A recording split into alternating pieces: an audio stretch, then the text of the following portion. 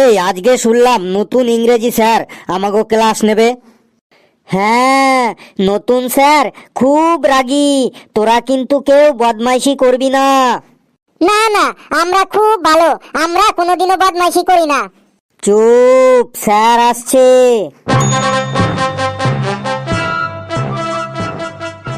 বস বস, সবাই বস, চুপচাপ বস। এই তুই আবার দাঁড়ালি কেন রে? তোর কি হয়েছে রে? স্যার মুতবো। স্যার আমারও খুব জোর লেগেছে, আমিও মুতবো। ছি ছি ছি, তোদের মুখ দিয়ে কি প্রস্রাব বের হয় না? ছি। বলেন কি স্যার, মুখ দিয়ে কি কারো প্রস্রাব বের হয়? আমি তাই বলেছি নাকি? আমি বলেছি তোরা মুতবো মুতবো বলছিস, কথাটা শুনতে খুব খারাপ লাগছে। তোদের মুখ দিয়ে কি প্রস্রাব কথাটা বের হয় না? আমরা তো স্যার এমনই বলি। না না, আজ থেকে আর এমন বলবি না। এরপর থেকে তোদের প্রস্রাব চাপলে বলবি স্যার চাপ আছে, তাহলেই আমি বুঝে যাব যে তোদের প্রস্রাব পেয়েছে, বুঝলি? স্যার যদি হাগু পায় তখন কি বলবো? স্যার আমি ওকে বলে দিচ্ছি, শোন, যদি প্রস্রাব পায় তাহলে বলবি স্যার একটু চাপ আছে, আর যদি হাগু পায় তাহলে বলবি স্যার চাপের বাপ আছে। তাই না স্যার? ঠিক বললাম তো আমি? চুপ, সব তো এক একটা বিচ্ছু ছেলে দেখছি। বস, এখন আমি কাউকে বাইরে যেতে দেবো না। বস চুপচাপ, তোদের আমি আজ ইংলিশ ক্লাস নেব, বুঝলি? স্যার ইংরেজিতে আমরা একদম বাঘ বাচ্চা হয়ে গেছি, আমরা সবাই দারুণ ইংরেজি বলতে পারি। ফেলু রে, তোর মার খাওয়ার ইচ্ছে হয়েছে, তুই একা খা, অসুবিধা নেই, কিন্তু আমাদেরকে তোর সাথে জড়াচ্ছিস কেন রে? স্যার কিন্তু খুব রাগী রে। আমি একা জলে পড়বো কেন? তোদেরকে সাথে নিয়েই পড়বো। স্যার কি ইংরেজি ধরবেন ধরুন, আমরা সবাই একদম ইংরেজিতে বাঘ বাচ্চা। বাহ, আই এম ভেরি হ্যাপি, শুনে খুব আনন্দ পেলাম। বেশ, someone say something about a cow. কি হলো, সবাই চুপ করে আছিস কেন? সে টেল, বলো বলো। কি কি বললেন sir? Say something about a cow. মানে স্যার একটু পরিষ্কার করে বাংলায় বলুন, কি বলতে হবে? কেন, এই তো এই মাত্রই তো তুই বললি ইংরেজিতে তোরা কি যেন বেশ কিসের বাচ্চা যেন। স্যার ও বাঘ বাচ্চা বলেছে। স্যার আমরা না, ওই ফেলু একাই ইংরেজিতে বাঘ বাচ্চা। তুই ইংরেজিতে প্রশ্নটাই বুঝতে পারছিস না, আবার তুই ইংরেজিতে নিজেকে বাঘ বাচ্চা বলছিস? স্যার না, মানে আমার অসুবিধাটা হলো যে আমি ইংরেজির প্রশ্ন বুঝি না, কিন্তু ইংরেজিতে উত্তর দিতে পারি। কি বলতে হবে বাংলায় একবার বলে দেখুন, আমি ঠিক ইংরেজিতে উত্তর দিয়ে দেবো। ফেলু রে, আজ তোর এক ঘাও মাটিতে পড়বে না রে, বাঘ বাচ্চা। শেষ পর্যন্ত দেখতে যা। Say something about a cow, আমি একটা গরু সম্পর্কে বলতে বলেছি। একটা গরু সম্পর্কে কিছু বল, মানে একটা রচনা বল গরু সম্পর্কে ইংরেজিতে, দেখি কেমন পারিস। ও স্যার গরু সম্পর্কে বলতে বলেছেন? স্যার বলছি বলছি। The cow is the very important residential animal in our life.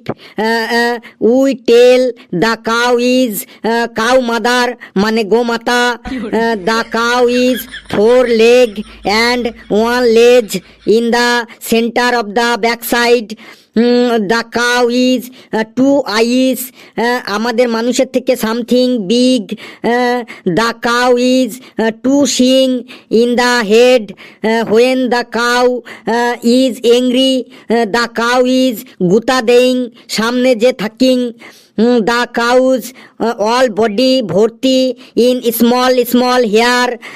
The cow is খাইং গ্রিন ঘাস, খড়কুটো, অ্যান্ড অলসো ভাতের মার ইন মাউথ অ্যান্ড পেট ভরিং। আফটার দ্য খাইং দ্য কাউ ইজ জাবর কাটিং। The cow is all colour হোয়িং, মানে অনেক রঙের হয়। এক্সাম্পল হোয়াইট, ব্ল্যাক, বাদামি অ্যান্ড ছোপ ছোপ colour. The cow our milk দেইং, and the cow milk is very very পুষ্টিং, মানে গরুর দুধে খুব পুষ্টি থাকে। দ্য কাউ মিল্ক থেকে ছানা হইং, ছানা থেকে রসগোল্লা হইং, অ্যান্ড অলসো ঘি মাখন পনির হইং। উই মেকিং ঘুটে অ্যান্ড গোবর সার ফ্রম দ্য কাউয়ের potty. So the cow is we loving and always পূজা করিং। এই তুই আমার সামনে আয়, আয়। স্যার বলুন কি বলবেন? যা বাইরে যা, তুই বাইরে গিয়ে মুরগি হয়ে থাক। গরুর রচনা বলছে ইংরেজিতে, এটা আবার ইংরেজি হলো? এদিক ওদিক কি দেখছিস? যা বাইরে যা, মুরগি হ। স্যার আমাকে আর মুরগি বানাবেন না প্লিজ স্যার। এর আগে আমি বাংলা ক্লাসে হাতির রচনা, বাঘের রচনা বলে অনেক প্রশংসা কুড়িয়েছি স্যার। সবার সামনে আমাকে প্রেস্টিজ ডাউন করবেন না স্যার, প্লিজ স্যার। আজকে ছেড়ে দিন, কালকে ভালো করে পড়ে আসবো, একদম পাক্কা স্যার। সবার সামনে যখন প্রশ্নের ঠিকঠাক উত্তর বলতে পারলি না, তখন তোর আর কোনো প্রেস্টিজ ডাউন হলো না। আর এখন আমি মুরগি হতে বলেছি, এখন তোর প্রেস্টিজ ডাউন হয়ে যাবে। যা, কথা বাড়াস না, মুরগি হ, যা। এত রেগে যাচ্ছেন কেন স্যার? একটু শান্ত হয়ে বলুন না স্যার, আপনার সামনেই তো আমি দাঁড়িয়ে আছি। স্যার মুরগি বানাবেন না স্যার, প্লিজ স্যার, মুরগি বানাবেন না। তুই আমাকে আর রাগাস না, যা তাড়াতাড়ি মুরগি হ, না হলে কানের নিচে এমন একটা দেবো না, বাইরে গিয়ে পড়বি। আজকে ফেলুর 12টা বাজবে, দেখি ও কেমন কেরামতি দেখাতে পারে, ও স্যারের হাত থেকে কি করে বাঁচতে পারে, একবার দেখি। স্যার আমি মুরগি হতে পারি না, আর আমি যেদিনই মুরগি হই সেদিন স্কুলে কিছু না কিছু একটা খারাপ ঘটনা ঘটে যায়। যে টিচার আমাকে মুরগি বানায় সেই টিচারের কিছু না কিছু একটা হয়ে যায়। তুই মুরগি হলে কি হয়ে যায় টিচারদের? আপনি জানেন না স্যার? কই না তো। ঠিক ঠিক, আপনি ঠিকই বলেছেন। আপনি জানবেনই বা কি করে? আপনি নতুন এসেছেন তো, কোনো টিচার আপনাকে কিছু বলেনি এই ব্যাপারে? কথা না বাড়িয়ে তাড়াতাড়ি বলে ফেল, তোকে যে টিচার মুরগি বানায় তার কি হয়? স্যার মন দিয়ে শুনবেন, গত বছরের ঘটনা। পড়া হয়নি বলে একজন টিচার আমাকে মুরগি বানিয়েছিলেন। আমি মুরগি হতে চাইনি, কিন্তু আমাকে জোর করে মুরগি হতে বাধ্য করেছিলেন। টিচার মানে গুরু, আর গুরুর আদেশ পালন করা আমাদের কর্তব্য। তাই গুরুর আদেশ অমান্য না করে যেই না আমি মুরগি হয়েছি, আর অমনি সাথে সাথেই ওই টিচারের হার্ট অ্যাটাক হয়ে যায়। সাথে সাথেই ওনাকে হসপিটালে ভর্তি করা হয়। তারপর হসপিটাল থেকে 1 মাস পর ছুটি পেয়ে ওই টিচার এখান থেকে ট্রান্সফার নিয়ে অন্য স্কুলে চলে গেছেন। সবই স্যার উপরওয়ালার কৃপা, কার কি হবে কে বলতে পারে বলুন? এরপর স্যার চারিদিকে এই খবর রটে যায় যে ফেলুকে মুরগি করার জন্য টিচারের হার্ট অ্যাটাক হয়েছে। এমনকি পেপারেও বেরিয়েছিল, খোঁজ নিয়ে দেখবেন স্যার। ফেলু আবার এইসব কি কাহিনী শুরু করলো রে? কিন্তু আমার প্রশ্ন হলো, তোকে মুরগি করার জন্য টিচারের কেন হার্ট অ্যাটাক হবে? হ্যাঁ স্যার, আপনি ঠিকই বলেছেন। এই কথাটাই আমি সবাইকে বলেছি, সবাইকে বুঝিয়েছি যে আমার মুরগি হওয়ার সাথে টিচারের হার্ট অ্যাটাকের কী সম্পর্ক আছে। আমি মুরগি হলে টিচারের কেন হার্ট অ্যাটাক হবে? কিন্তু স্যার কেউ তা বোঝেনি। সবাই বলেছে যে তোকে মুরগি বানানোর জন্যই ওই টিচারের হার্ট অ্যাটাক হয়েছে। ঠিক এই ঘটনার 1 মাস পর অন্য একজন টিচার আমাকে মুরগি বানিয়েছিলেন। আমি মুরগি হবার সাথে সাথেই ওই টিচারেরও হার্ট অ্যাটাক হয়ে গেছিল।